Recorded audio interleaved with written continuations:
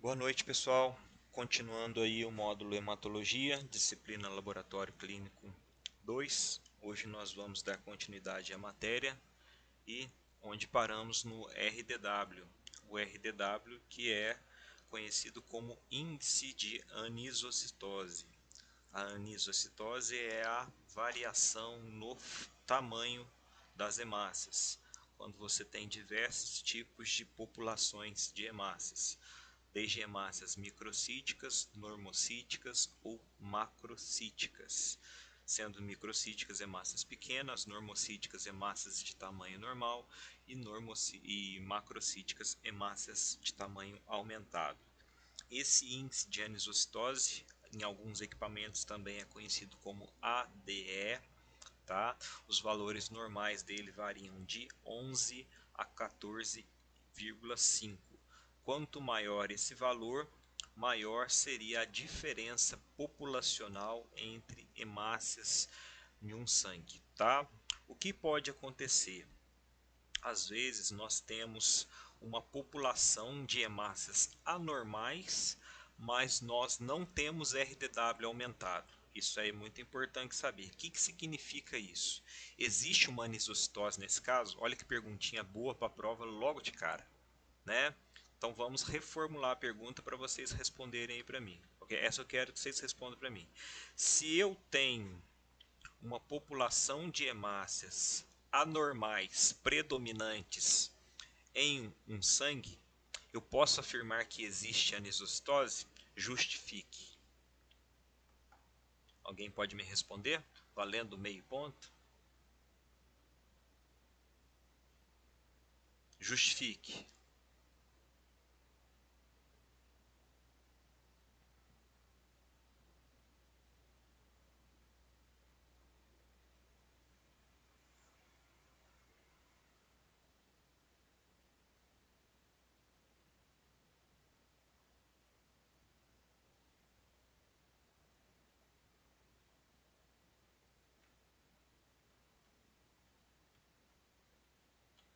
Porque a maioria das hemácias estiverem com alteração morfológica. É mais ou menos por aí mesmo.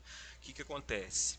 Se você tem uma grande população de hemácias, e sejam elas microcíticas ou macrocíticas predominantes, você tem um RDW diminuído.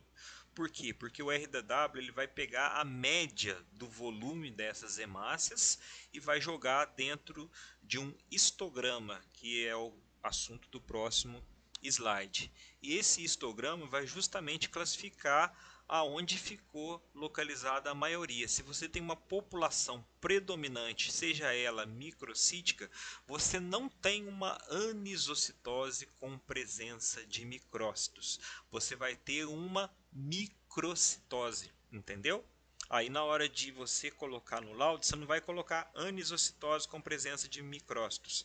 Você vai colocar microcitose, quer dizer, a população de hemácias desse indivíduo, ela é predominantemente microcítica, tá certo? E isso não tem variação populacional, você não tem duas ou três populações diferentes, você tem apenas uma predominante, tá? Geralmente isto ocorre em anemias de origem genética, tá? Por quê? Porque a medula óssea, a linha de produção da medula óssea, ela tende a produzir, né, já as hemácias, vamos dizer assim, com esse tamanho deficiente, tá? Com esse defeito no tamanho dela, então é uma população inteira sai dessa forma, é como se fosse aquela situação que eu falei para vocês da questão do engarrafamento, tá certo? Onde a máquina está descalibrada e ela começa a calibrar, a engarrafar as embalagens de água com um volume menor, tá certo? Então seria uma questão geralmente da medula óssea. Agora, quando, por exemplo, existe uma deficiência nutricional envolvida, então essa deficiência nutricional, às vezes ela não é diária, às vezes a pessoa não se alimenta bem, mas ela tem alguns períodos que ela se alimenta, que ela consegue absorver o ferro, os nutrientes principalmente responsáveis pela produção das hemácias. Por exemplo, uma pessoa que tem uma síndrome do intestino irritável, então vai ter épocas que essa pessoa ela pode desenvolver determinado tipo de anemia. Por quê? Porque o intestino dela está irritado, está altamente inflamado e não consegue absorver os nutrientes. Mas se ela estiver tomando medicamento, isso é controlado, então os nutrientes são absorvidos de forma normal. Então você aí tem hemácias que foram produzidas durante o período de má absorção e hemácias que foram produzidas durante o período de boa absorção. Então acaba que você tem populações diferentes. Isso principalmente relacionado à anemia ferropriva, tá? Onde a anemia ferropriva você tem aí a deficiência da absorção de ferro, que faz com que as hemácias fiquem menores do que o normal. Tá? Então, quando a pessoa está em uso do medicamento, as hemácias tendem a ficar um pouco melhores, mas na ausência do medicamento, novamente essas hemácias ficam microcíticas. Tá certo? Então, é mais ou menos isso. Isso é uma perguntinha boa para a prova, hein?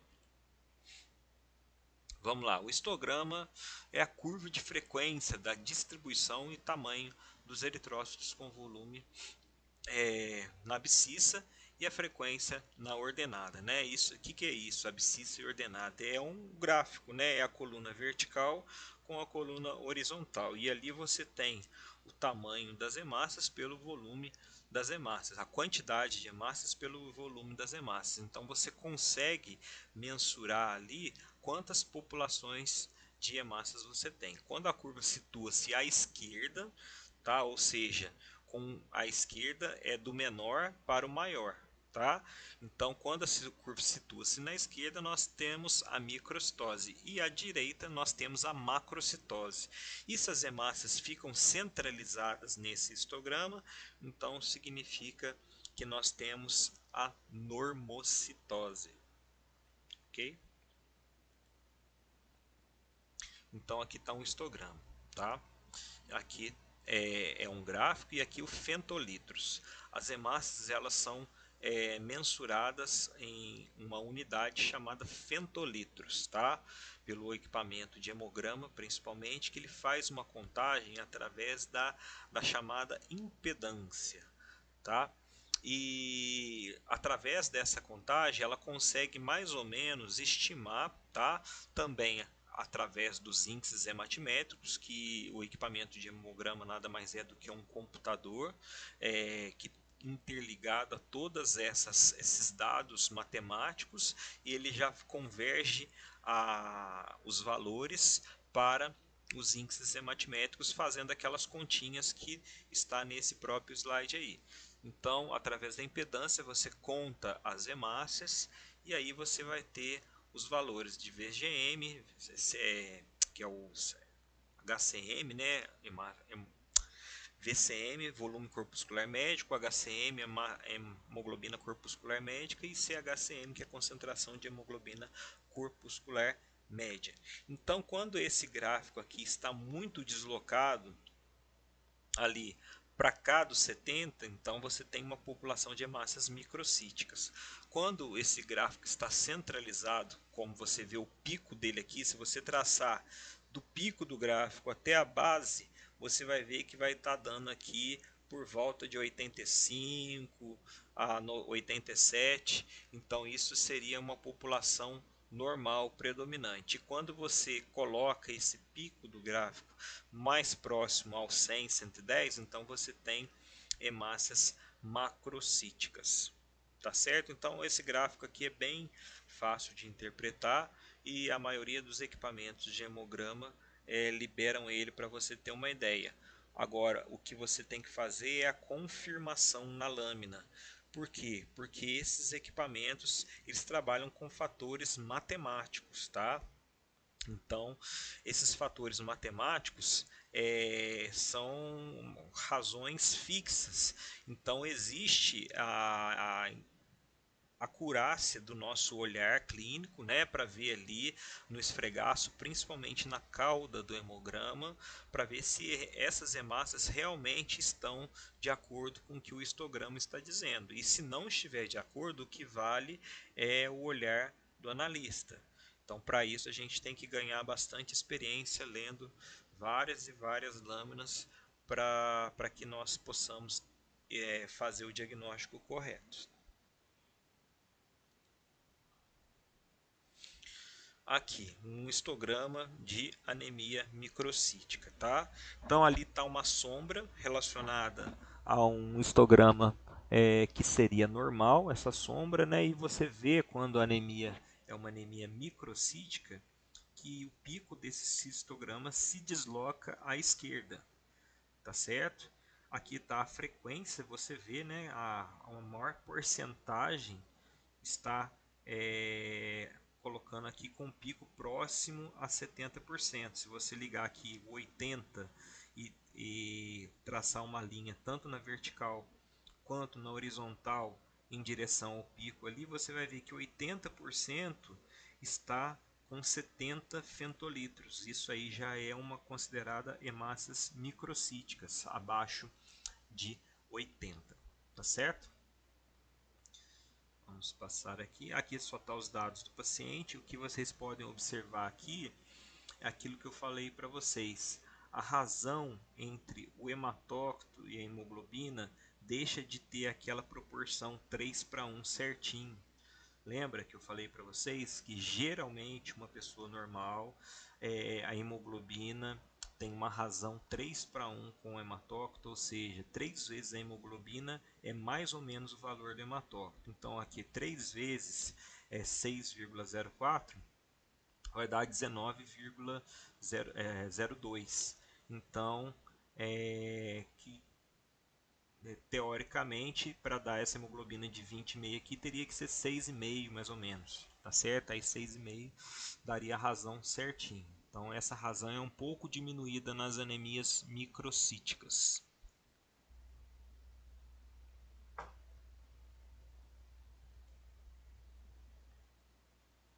Já na anemia macrocítica, você vai ter um deslocamento do histograma no sentido à direita, tá? Você vai ter um pico aqui. Se você traçar uma linha horizontal partindo do 80, que é o predominante, e descer uma linha vertical no sentido para baixo, você vai ver ali que o volume dessas hemácias predomina, tá? Ali naquela faixa. Então, são hemácias muito grandes, tá? O que acontece? Quando a pessoa tem geralmente anemia macrocítica, o número de hemácias é um pouco diminuído, tá? E o organismo vai compensar esse número diminuído produzindo hemácias maiores, ao contrário da anemia microcítica. Deixa eu voltar aqui, que o número vai ser de hemácias vai ser maior, tá? Porém essas hemácias vão ser muito pequenas em relação ao número normal, tá? Então, hemácias microcíticas, nós vamos ter uma população geralmente grande de hemácias, e hemácias macrocíticas, um número diminuído com volume maior.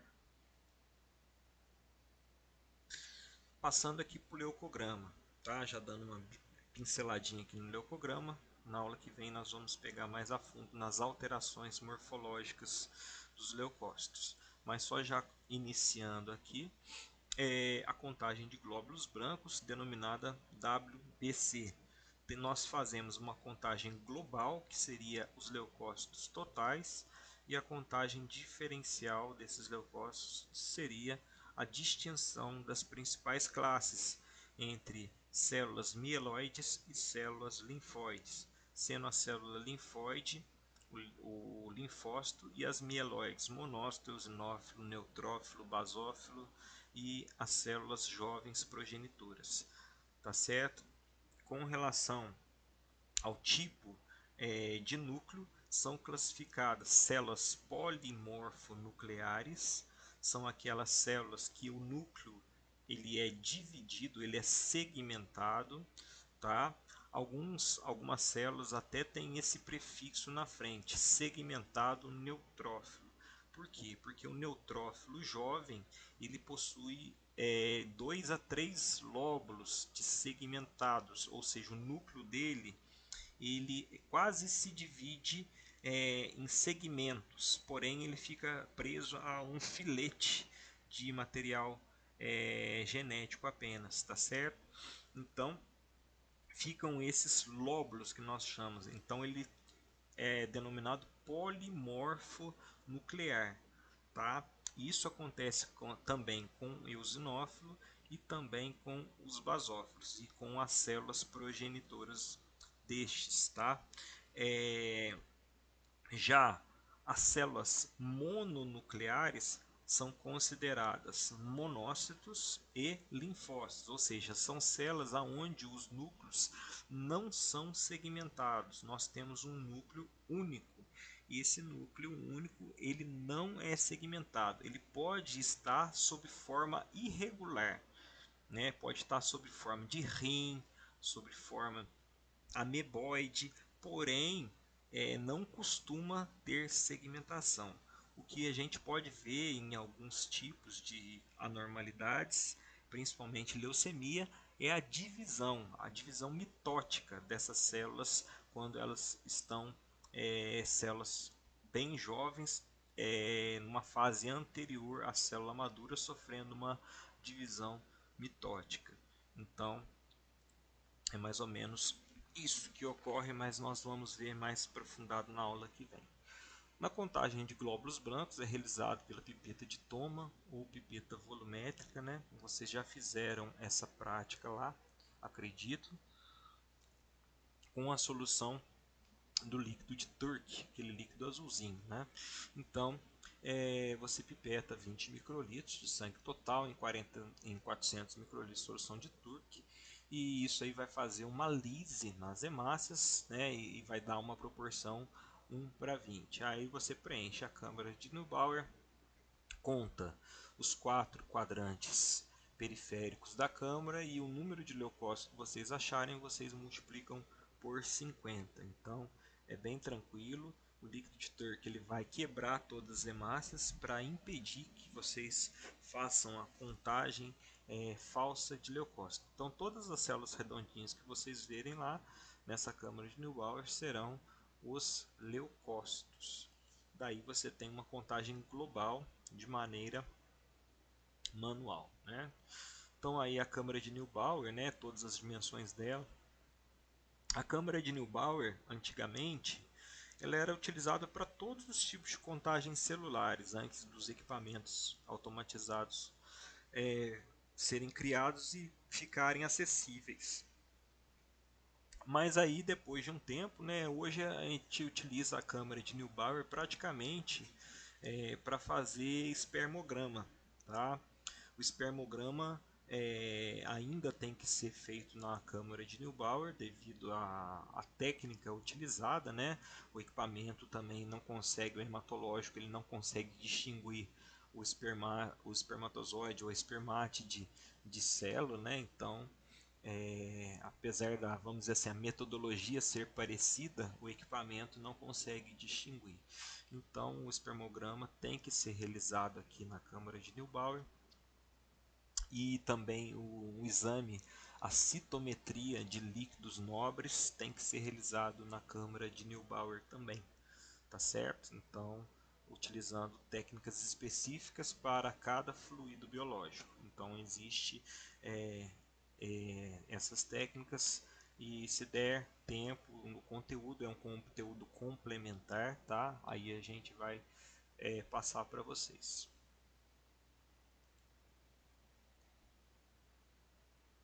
Na contagem de glóbulos brancos, a gente conta os 4 quadrados laterais externos e multiplica por 50, bem fácil, né? Os valores de referência de leucócitos são de 5 a 10 mil. Quando o leucócito está abaixo de 5 mil, é considerado leucopenia. Quando o leucócito está acima de 10 mil, é considerado leucocitose. Quadros relacionados à leucopenia são medicamentos, quimioterapia, infecções virais. quadros relacionados a leucocitose, infecções bacterianas, inflamações agudas, traumas e cirurgias, tá certo? Nas crianças até 7 anos, os leucócitos podem estar um pouco aumentados, tá? Então é normal criança até 7 anos ter até 15 mil leucócitos. Então é uma coisa que alguns médicos não sabem. Então eles acham que a gente libera uma criança lá com 13 mil leucócitos, eles já acham que a criança está com infecção. É complicado porque é complicado a gente ter que explicar isso para os médicos, né? E atualmente o ensino não é generalizado, ele não está muito legal, então os profissionais estão indo para o mercado sem, vamos dizer assim, uma base. Então acaba gerando alguns atritos aí, mas a gente sabe relevar, tá? Recém-natos ainda existe uma leucocitose fisiológica maior, tá? O recém-nato ele normalmente dá acima de 10 mil, podendo ir até 25 mil leucócitos. Uma coisa interessante no recém-nato que a gente deve considerar, principalmente na contagem de células, é a presença de eritroblastos. O que é isso? Os eritroblastos são células vermelhas jovens, tá? E essas células vermelhas jovens podem estar fazendo parte daquele processo que eu já expliquei para vocês em aulas anteriores, da troca da hemoglobina fetal intrauterina pela hemoglobina adulto A e A2, certo? E o que ocorre? Os eritroblastos significa, quando eles estão na circulação periférica em grande quantidade, que a medula óssea é a mesma coisa dos reticulócitos, tá?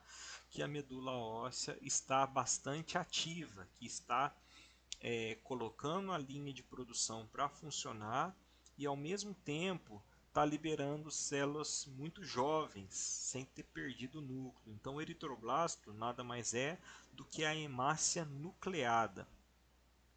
E quando você tem a presença desses eritroblastos no sangue, como eles são células nucleadas, corre o risco de vocês contarem, se não prestarem atenção, esses eritroblastos como se fossem linfócitos, tá? Eles parecem bastante com linfócitos se não fosse o tamanho, tá? Os eritroblastos têm um tamanho menor do que os linfócitos, tá? E também tem uma leve diferença em relação ao citoplasma. Mas, por exemplo, o aparelho de automação ele não consegue fazer essa distinção, tá? Então, anotem uma tarefinha aí para vocês procurarem aí que pode ser solicitado na prova. Anotem aí. Posso falar? Então, vá lá. Eu quero que vocês pesquisem como faz a correção de leucócitos. Vai lá, vou até escrever aqui para vocês, um minutinho. Como é realizada a correção.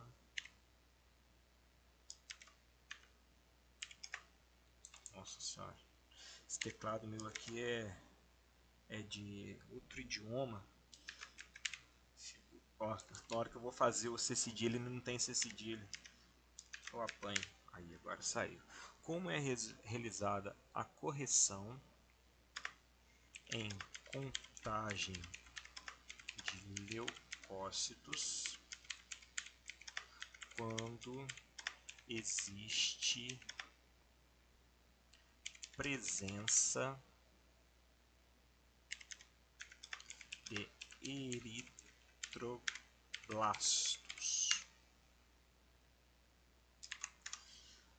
Aí, como é realizada a correção em contagem de leucócitos quando existe a presença de eritroblastos, tá?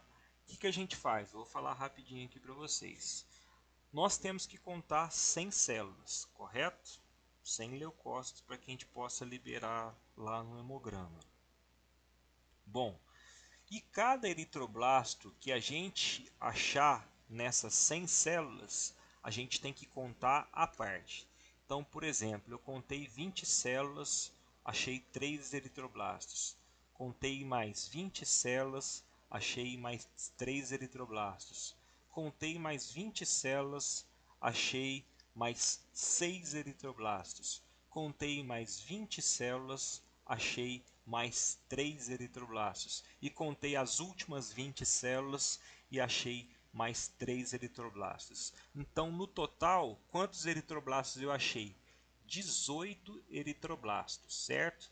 Aí eu tenho que fazer uma regra de 3. Se em 100 células mais 18 eu achei, o aparelho deu, ou eu fiz a contagem, deu 10.000 células, ou seja, 118 células, né? 100 que eu contei, mais 100 que eu contei à parte, que seriam os eritroblastos.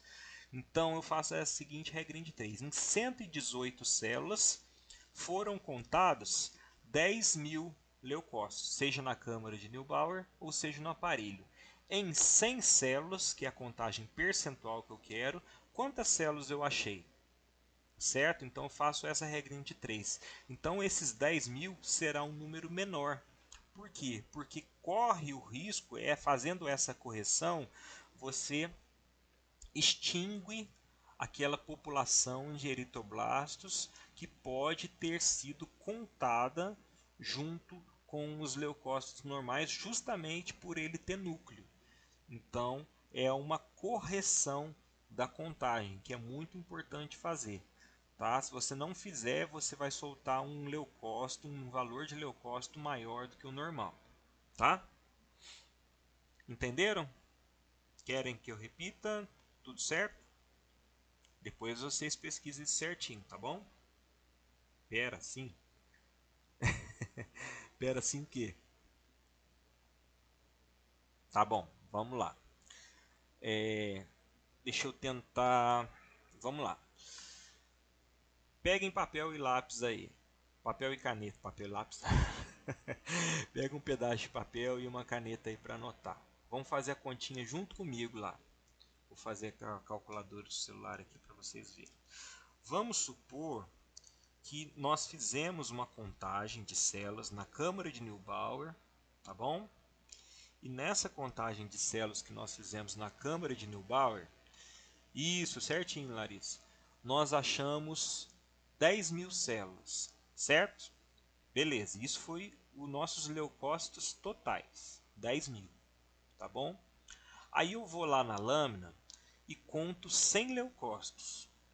Só que dentro desses 100 leucócitos eu não posso contar os eritroblastos, porque o eritroblasto não é um leucócito, tá certo? É uma hemácia jovem.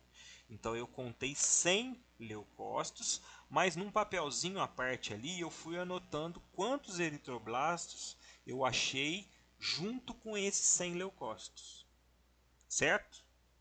Então vamos supor que eu achei em 100 leucócitos 18 eritroblastos, correto? Aí a gente faz a regrinha de 3. 10.000, em 10.000 eu tenho 118 eritroblastos, certo? Vou pegar uma caneta aqui. Se em 10.000 eu tenho 118 eritroblastos, em 100, quantos eu vou ter? Então eu multiplico aqui 10.000 vezes 100 dividido por 118. Nossa, 10.000 vezes 100 igual dividido por 118. Então, na verdade, o meu número de leucócitos baixou de 10.000 para 8.474. Olha a diferença que dá. Dá uma diferença de quase 15%. Tá vendo? Isso nessa contagem. Então, isso aí é um ajuste na contagem. Só que esse exemplo que eu dei é fácil. Sabe por quê? Porque tem vezes, né, que quando a criança é muito prematura, esse processo de maturação das hemácias ele é tardio. Então, o que acontece? Quando ela nasce, é, ela está muito ictérica e ela está lotada de eritroblastos. Às vezes, fica até difícil de contar os leucócitos de tanto eritroblasto que ela tem. Aí você tem que passar o microscópio objetivo de 100 e ir contando por setores, porque senão você perde. Aí demora pra caramba.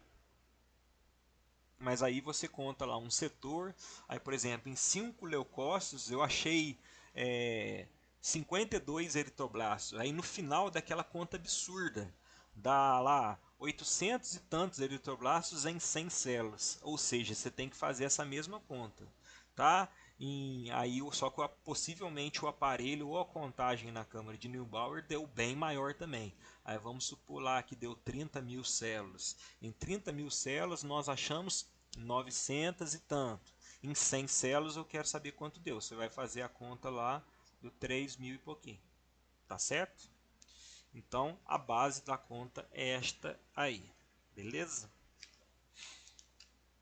Bom, vamos seguir em frente.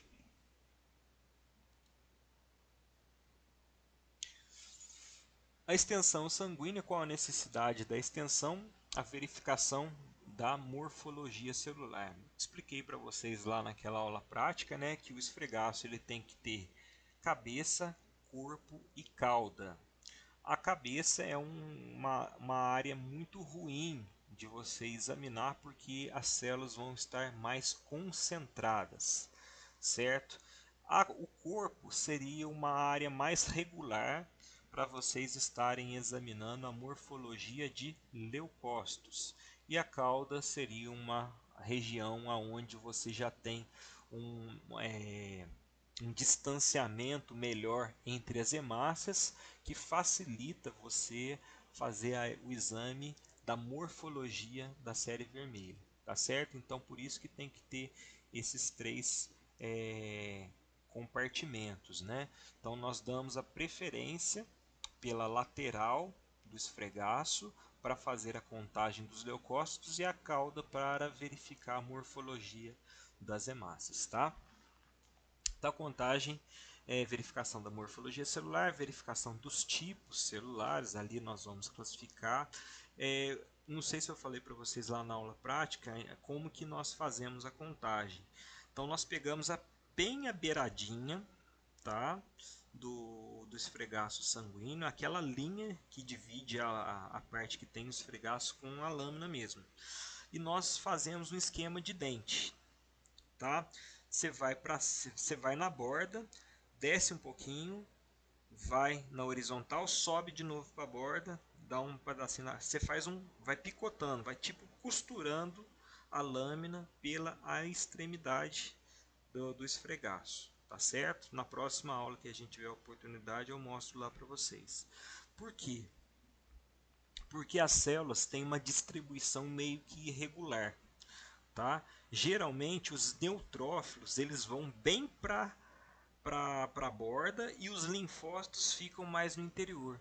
Então você fazendo essa costura, vamos dizer assim, na lâmina, você consegue ter uma regularidade nas células contadas. Se você só contar a borda em linha reta, você vai contar sempre mais neutrófilos. Se você contar mais no interior, você vai contar mais linfócitos e monócitos, por causa da densidade celular, tá? Que faz com que determinada linhagem de célula fique mais pela periferia e outra linhagem fica mais no interior do esfregaço. Isso aí não tem livro que conte isso para vocês. Isso aí é experiência, prática, tá?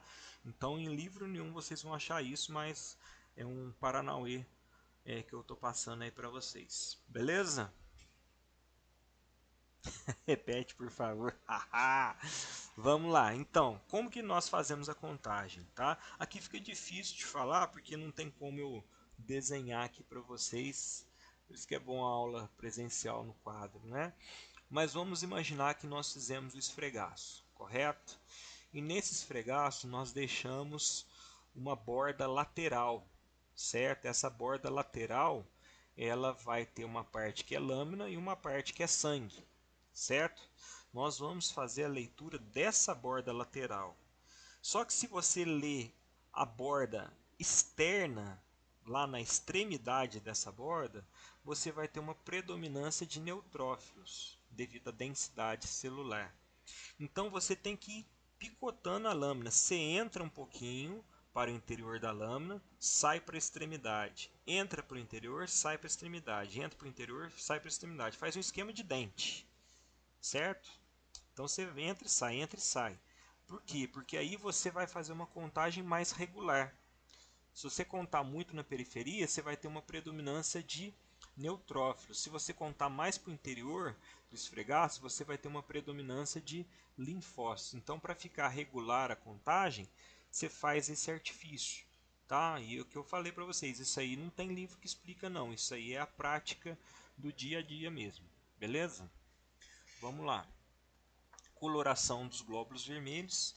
Eles são classificados em glóbulos hipocrômicos e normocrômicos. Não existe o termo hipercromia, tá? Por que não existe o termo hipercromia? Porque a hemácia não consegue carregar mais hemoglobina do que o seu citoplasma comporta. Então não existe hipercromia. Ela pode ser normocrômica, ou seja, que carrega aquele tanto normal, e hipocrômica, que tem aquele halo central bem grande, ou seja, ela não está totalmente carregada de hemoglobina, então ela se torna hipocrômica, tá certo? Existe um quadro, um pseudoquadro que pode ser confundido com hipercromia, mas não é, tá? Que é a esferocitose. Essa esferocitose, o que acontece? É uma doença, é uma anemia de origem genética, aonde você tem hemácias que elas não têm aquele achatamento central. Elas são hemácias bem redondas. Então, quando você olha ela no microscópio, você não vai conseguir ver o halo central dela. Você vai ver que a hemácia inteira vai estar bem vermelhinha. Por que ela gera essa anemia hemolítica? Porque ela justamente não tem a elasticidade.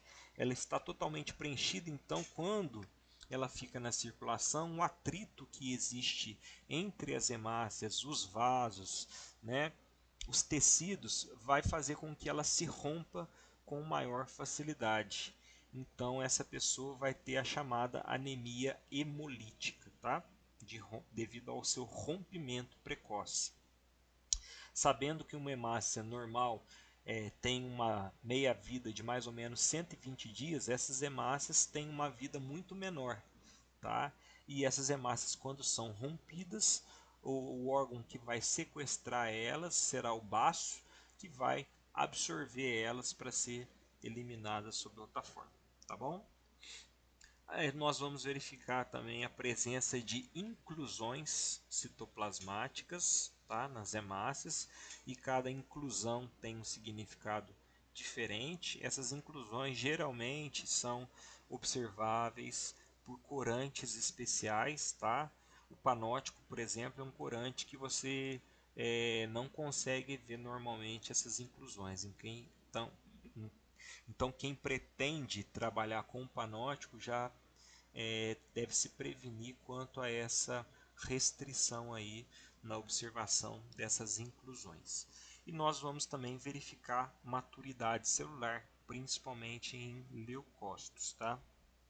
Os leucócitos, na hora que formos ver lá as pranchas de leucócito, é uma coisa que a gente tem que levar bastante em consideração, principalmente é o núcleo deles, se o núcleo está compactado ou ele está com a cromatina frouxa, tá? Eu vou trazer exemplos para vocês em slides para vocês verem qual é a diferença de um núcleo maduro, normal, e um núcleo com a cromatina frouxa. E muitas vezes dá para ver a estrutura nucleolo aparente. Quando você tem um nucleolo aparente, significa que a célula é uma célula bem imatura, podendo ser até um blasto, tá? O blasto é aquelas células que dão origem a todas as outras células. Então é a célula mais imatura que nós temos nosso sangue, que pode ser característico de uma neoplasia, uma leucemia, tá bom? Tô meio rouco hoje, não sei porquê. Acho que é ar condicionado. Tô tomando uma aguinha aqui, mas a voz tá agarrando. Vamos passar aqui. Aqui o esfregaço que eu falei para vocês, né? Preparar duas lâminas limpas. Esse é o método que eu mostrei para vocês na aula prática, né? Com duas lâminas. Tem gente que usa o extensor, mas o importante é esse ângulo aqui. Esse ângulo aqui está muito elevado. Quando você faz um ângulo muito elevado assim, você tem um maior atrito. Então, pode ser que esse esfregaço fique meio falhado. Eu gosto de fazer com ângulo, a lâmina um pouco mais abaixada. Quem estava lá na aula prática viu que o esfregaço fica com um contorno melhor e bem fininho, tá? Assim ele corre o risco de ficar um esfregaço grosso e ele pode travar. Então cuidado com esse ângulo aqui para fazer o esfregaço, tá? Tente fazer o mais inclinado possível em relação à lâmina que está deitada. A gente coloca a gotinha de sangue total, outra lâmina realiza o deslizamento para trás, né? Aí você espera que o sangue se espalhe por toda a parte frontal da lâmina e você vai para frente em um movimento rápido, tá? Quanto mais rápido esse movimento e firme, melhor sai o esfregaço. Se você tentar fazer um movimento devagar, esse esfregaço vai sair todo falhado e torto. Então tem que ser um movimento rápido, tá bom?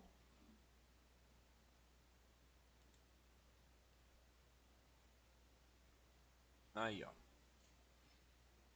Certo? Então, à medida que... Isso aqui tá parecendo mais um cocô, né? A cor. Não tá parecendo cor de sangue, não. Não sei de onde eles tiraram esse marrom aí. Parece esfregaço de fezes, mas tá valendo.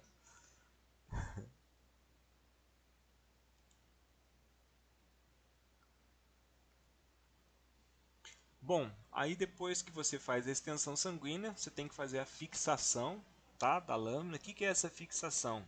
É deixar essa lâmina aí, eu gosto de deixar pelo menos uns 5 minutinhos antes de corar, porque às vezes o sangue, às vezes principalmente na parte lá do início do esfregaço, a cabeça do esfregaço, ela é um pouquinho mais grossa, então se você não deixa secar direito ali, aparentemente está seco por cima, mas ele fica um biofilme ali por baixo que ainda não está plenamente seco. Aí você corre o risco, né, de estragar na hora de passar o corante na lavagem, né, na etapa de lavagem. Então os corantes derivados da coloração de Romanowski, né, é o Ginsa, que é o azul eosina, tem o Leishman, tem o Wright, tem o Panótico, que é o que tem lá na faculdade, solução 1, 2 e 3, mas todos são baseados no mesmo princípio, né? É um fixador, um corante com afinidade ácida, um corante com afinidade básica, tá? O fixador é a base de metanol e ele vai fixar as células e vai fixar e vai promover com que essas células estejam com a morfologia sem alteração, né, natural, a morfologia natural, sem alteração a gente não sabe, né, mas com a morfologia natural que estava no paciente, fixadas na lâmina, sem deteriorar, tá? Depois esse corante ácido é a base de eosina, tá? Esse corante básico, ácido, desculpe, ele vai fazer a coloração daquelas estruturas com afinidade à eosina, e o corante básico, que é o azul de metileno, ele vai fazer a coloração das estruturas que têm afinidade com corantes básicos, beleza?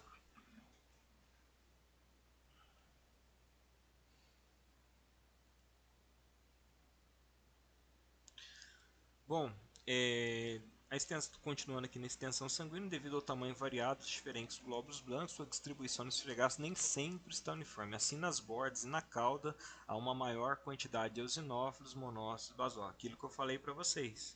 Tá vendo? Na borda, principalmente neutrófilo, tá? O neutrófilo, basófilo, que são células de origem mieloide. Já os linfócitos ele tem uma densidade celular maior, o núcleo dele já toma conta de quase toda a célula, né? É uma célula onde o núcleo é quase do tamanho da célula. Isso faz com que esses linfócitos eles vão mais para a região central do esfregaço, tá? Então a leitura é feita no corpo e na cauda em forma de zigue-zague. Isso que eu queria falar, zigue-zague, não é em forma de dente, não. Você vai para cima e para baixo, zigue-zague, entendeu? Pegando a extremidade e a parte central. Ler com objetivo de imersão. Isso aqui todos os livros falam, é aquilo que eu falei na aula prática. Todos os livros vão falar para você fazer a leitura do hemograma com objetivo de imersão. Agora vai ler 100 hemogramas que você tem numa rotina com o objetivo de imersão. Você vai começar às 9 horas da manhã, vai terminar lá para as 9 horas da noite. Então isso aí é completamente inviável, tá? Então, com a prática nós pegamos um olhar mais, vamos dizer assim, fiel, tá? Mais confiante, você consegue fazer uma leitura apropriada com o objetivo de 40. E se você tira o foco, você consegue ver mais células por campo, então sua contagem é mais rápida. Caso você tenha dúvida em alguma célula, aí sim você passa para a objetiva de imersão e dá um zoom in. Aí você vai ver com um zoom mais focado ali, tá certo?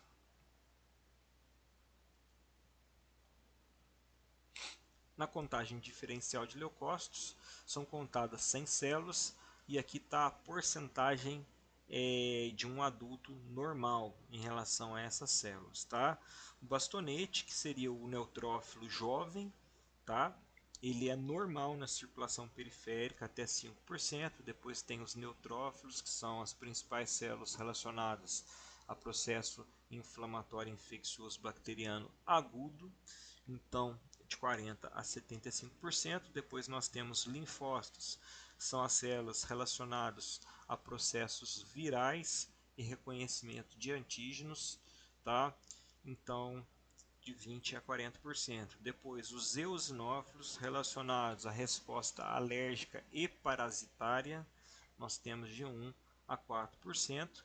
O basófilo, que é a célula menos é a célula mais rara, né, dentre as células do sangue periférico, relacionada a processos é, vasculares, vasodinâmicos. Basófilo, só vi uma vez, ele é bem raro mesmo. Há muito tempo que a gente. Às vezes a gente até vê, né, o basófilo, mas é uma célula tão rara que a gente considera ele como pulócito, né? Você pula ele. Aí, tô brincando. Mas ele é uma célula bem rara mesmo. O basófilo, gente, ele tem uma particularidade aí que é assim: quando você vê mais de um no esfregaço sanguíneo e você faz a contagem novamente, você continua achando ali mais de um a cada 100 células, é uma coisa que deve ser levado como um certo alerta, tá? Porque o basófilo é uma célula rara. Se você tem a predominância mais de 1%, pode ser que essa pessoa esteja com algum problema na medula, tá? Pode ser uma displasia medular, pode ser alguma infecção mais grave ou pode ser mesmo uma doença mieloproliferativa, como uma leucemia, tá? Então tome muito a sério quando vocês tiverem um número alterado de basófilos, que isso não é normal, tá bom? Já o monócito é das células guardiãs também do nosso organismo, né? Depois a gente vai ver com mais detalhe tudo isso aí, mas o monócito é chamado de macrófago quando ele vai para a circulação periférica devido ao ato de fagocitose que ele realiza, importante, tanto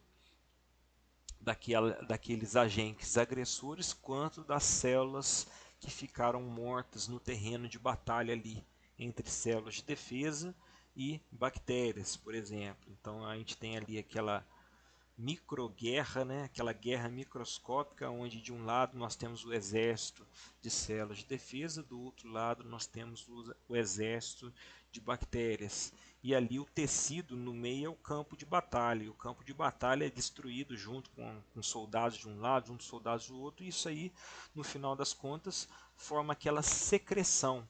A secreção proveniente da infecção, que muitas vezes é uma secreção purulenta. Tem bactérias, são bactérias consideradas piogênicas, elas têm um grande potencial de formar essas secreções purulentas porque elas agridem muito o tecido e elas conseguem lisar os leucócitos, então fica aquela secreção purulenta decorrente a essa guerra.